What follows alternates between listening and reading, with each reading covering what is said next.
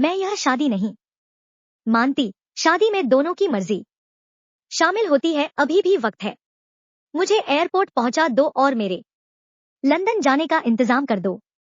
मैं तुम्हारे खिलाफ पुलिस कंप्लेन नहीं करूंगी। उसने कहा, तुम्हें कैसे छोड़ दूं? तुम तो मेरी पत्नी हो। मैं तुमसे बहुत प्यार करता हूं और 7 जन्म तक इस रिश्ते को निभाऊंगा। मैंने कहा, कैसा प्यार? तुम तो मुझे जानते तक नहीं लगता है। तुम्हारा दिमाग खराब हो गया है। तुम्हें अपना दिमाग का इलाज करवाना चाहिए। मेरी बात सुनकर उसके चेहरे में गुस्सा साफ नजर आने लगा था। गुस्से से मेरे पास आया और मेरे कपड़े उतारने लगा। मैंने कहा, देखो, मुझे छुओ मत। तुम यह बहुत बड़ी गलती कर रहे हो। मुझसे दूर रहो। मैं उसे पीछे धकेलने लगी थी, पर वह पूरी ताकत के साथ मुझ पर टूट पड़ा। वह बहुत ताकतवर था, ऐसा लग रहा था कोई फाइटर भी हो। बड़ी ही बेरहमी के साथ उसने एक एक करके मेरे सारे कपड़े उतार दिए। मेरी आंखों में आंसू आ गए थे। मैं यूं एक अजनबी के सामने बैठी थी और मेरे कपड़े जमीन पर पड़े हुए थे। अपने हाथों से अपने आप को छुपाने की कोशिश करने लगी थी, तभी वह मेरे करीब आ गया और मुझे चूमने लगा। मैंने अपनी बची हुई ताकत से उसे जोर से धक्का मारा। एक पल के लिए वह पीछे हो गया। दूसरे ही पल वह पूरी ताकत के साथ मेरे ऊपर दोबारा टूट पड़ा। अब मैं चीखने लगी कि मुझे छोड़ दो, पर उसने बेरहमी की हर हद पार कर दी। लेकिन हम दोनों में संघर्ष जारी था। मैं आत्मसमर्पण करने को तैयार नहीं थी। तभी उसने मुझे छोड़ दिया और जाकर अपनी अलमारी खोला और वहां से कुछ रस्सी लेकर आ गया। उसने रस्सी से मेरे हाथ पैर बांध दिए। कहा, अब तुम हिल भी नहीं सकती। मैं सोचने लगी, कैसा जालिम इंसान है। मुझे बहुत ज्यादा गुस्सा आ रहा था और मैं उससे बातें सुना रही थी। तभी वह कमरे का मिनी फ्रिज खोलकर ठंडी ठंडी बर्फ लेकर आ गया और मेरे पेट पर रख दिया। ठंडी बर्फ से अब मेरे अंदर सनसनी पैदा हो गई थी।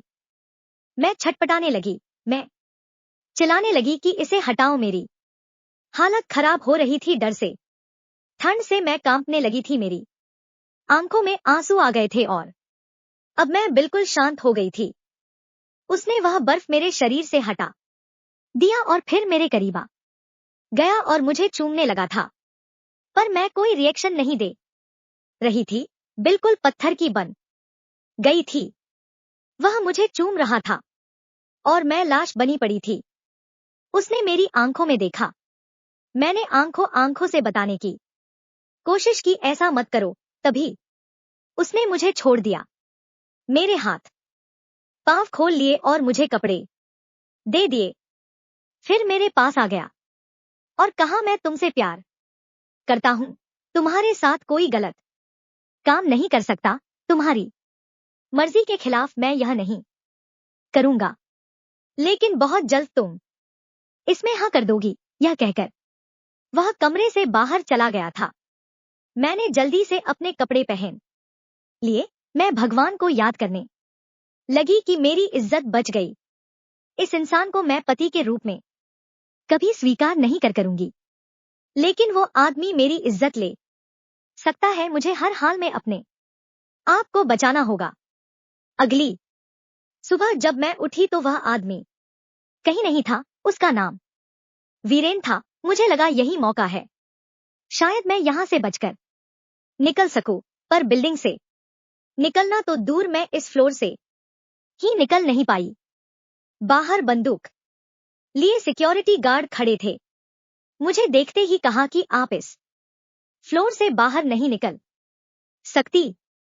आप चाहो तो फ्लोर के अंदर रह सकती हैं, लेकिन बाहर निकलने की इजाजत आपको नहीं है। उन लोगों ने मुझे अंदर धकेल दिया।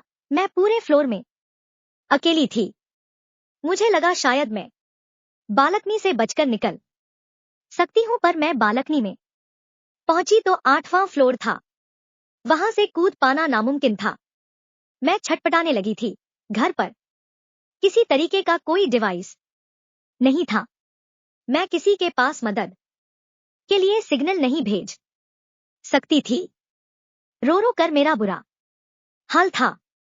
मुझे अपने घर वालों की चिंता हो रही थी, जिस वजह से मैं और ज्यादा रो रही थी। मेरे बिना ना जाने मेरी माँ का क्या हाल हो रहा था। शाम को 5 बजे तक वह घर आ गया। मैंने कहा, वीरेन, मुझ पर रहम करो, मुझे यहां से जाने दो, मेरे घर वाले परेशान हो रहे होंगे।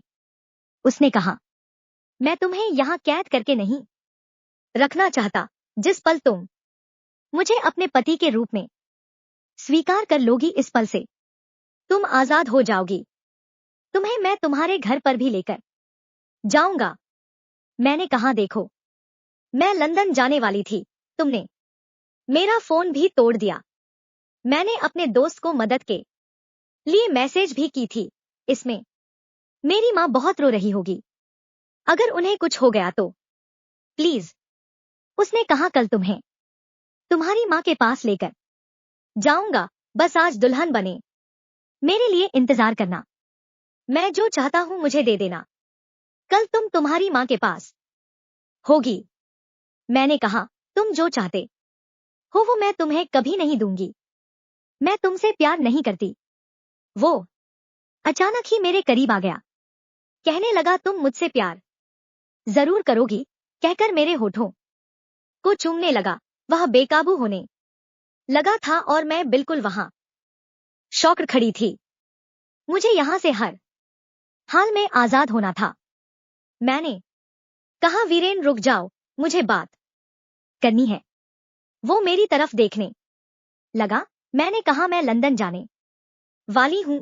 अगर तुम मुझे मेरे घर वालों से कांटेक्ट करने दो और लंदन जाने दो और यह झूठ की मैरिज पेपर फाड़ कर फेंक दो, तो मैं तुम्हारे साथ एक रात गुजारने को तैयार हूं। यह कहकर मैं उसकी तरफ देखने लगी थी। वह मेरी तरफ बहुत ही गुस्से से देख रहा था। कहा, तुमने अपने आप को इतना छोटा कैसे कर लिया? तुम कोई बाजारू औरत नहीं हो, मेरी पत्नी हो। तुम एक रात के बदले में मुझसे यह सब चीज मांग रही हो। प्यार के बदले में कुछ भी मांगोगे तो तुम्हें देने को तैयार हूं।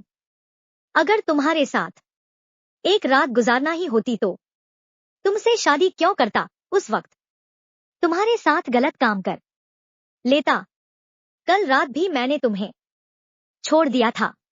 मैंने कहा, जबरदस्ती किसी का प्यार हासिल नहीं किया जा सकता।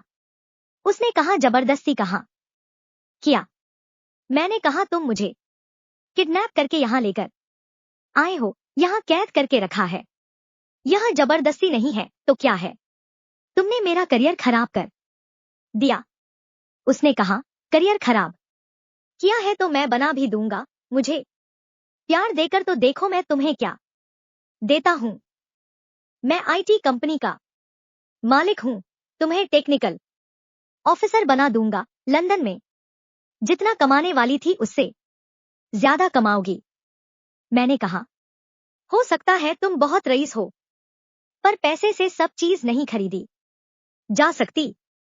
उसने कहा, हो सकता नहीं, मैं सच में रईस हूं और मैं पैसों से तुम्हारा प्यार नहीं चाहता।